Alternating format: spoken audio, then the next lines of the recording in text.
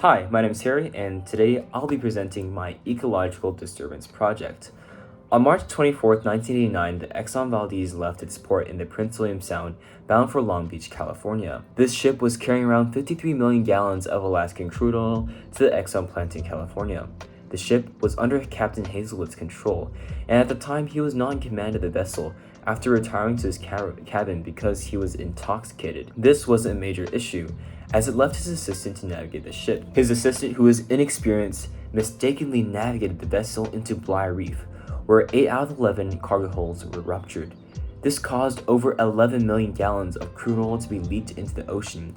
And to put this in perspective, just look at this map.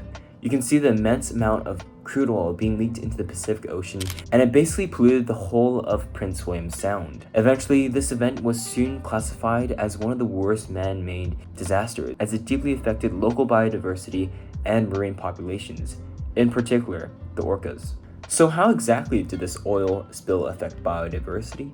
Well, it is important to know that crude oil and animals don't go well together. The crude oil can easily poison and kill these marine animals, as the chemical destroys their natural insulating fur and reproductive abilities. Because of this, after the spill, it was reported that over 5,000 otters, 300 seals, 150 eagles, 22 orcas, and nearly all of the herring population were killed, and many more were affected. This had a significant impact on the species' richness and abundance, as majority of these animals were heavily impacted because of this pollutant. As a result, this caused the biodiversity to decline in the Prince William Sound, and it was only till recently that some of these populations have recovered, like the otters, seals, and eagles. Though recovery and cleanup efforts have been somewhat successful, there is still a population that is endangered, and that is the native transient orca population. Before we dive any deeper, it is important to know what a transient orca is, or in other terms, a transient killer whale. To start off, orca is only the Latin pronunciation of killer whale, and it can be said either way. Now, you may be wondering, what is a transient orca or killer whale? Well, it is different to the typical orca you usually see, which is called the resident kind. The main physical difference between these two is that both of them have differently shaped fins. The transient kind has more of a sharp-shaped fin, while the resident kind has the opposite. They both also live in different areas as well. The transient is wilder, and as a result is more dominant offshore in the Pacific. On the other hand, the resident kind is more local, residing in coves and inlets protected by land. Because of the different residing areas, both have different sources of prey. The transient kind, as it is more wild, feeds on marine mammals, while on the other hand, the resident kind, after being more inland, feeds on fish, mainly salmon. So how exactly did the Exxon Valdez contribute to the decline of the transient orca population, and what happened? Well, there's actually a couple of reasons why. One, after being the apex predator of the marine food chain, the transient orca has many marine mammals prey to feed on. But as the Exxon Valdez oil spill released more and more oil, most of this prey was affected, limiting the food resources for the transient killer whale, while also affecting local biodiversity. This was a threat for the species as it had a lack of food, making it impossible to reproduce. 2. Raw crude oil, like for any other marine animal, is very harmful for the transient killer whales. According to scientists, when oil is ingested, it can cause low birth rates, hearing issues, and internal malfunctions for the orcas, making oil again a threat to the transient orca population. It is also because of these two reasons that in the years following the incident, the transient orca population declined significantly.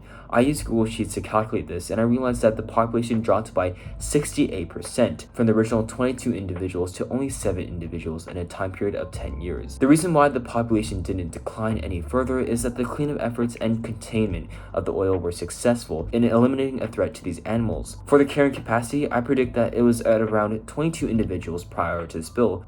Because of the spill's impact on the animals, this number would change to around 11 individuals in the mid-90s. This is where the population would yet again struggle to survive, dropping down to 7 individuals in the early millennials. Looking forward, I am not optimistic that the carrying capacity will increase, because since 2004, the transient orca population has not changed a single bit, and most likely this number will further decrease in the upcoming years as the orcas age.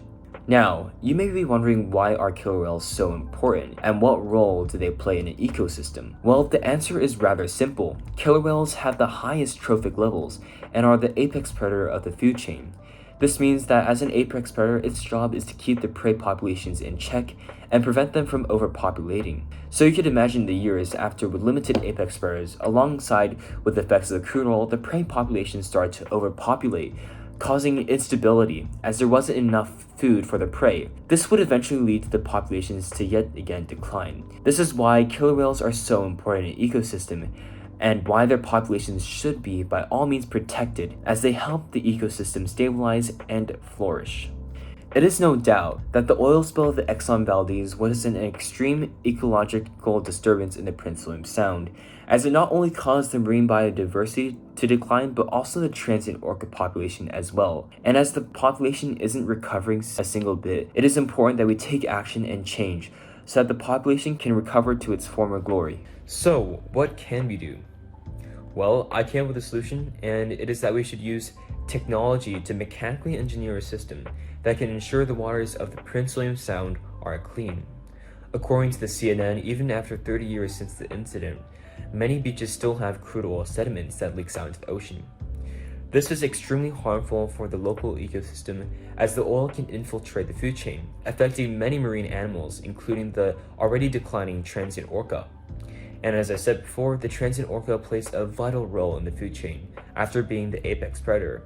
So it is very important that we encounter this problem to ensure the lives of the marine animals are safe. I'm planning to develop a system that can filter polluted water and turn it into clean ocean water. This system will be made out of a series of stainless steel chambers that are each fitted with pig oil absorbent filters that can ensure the waters can be kept clean. The seawater will be pumped into these chambers and will be brought through different stages of filtration before being let back out into the ocean.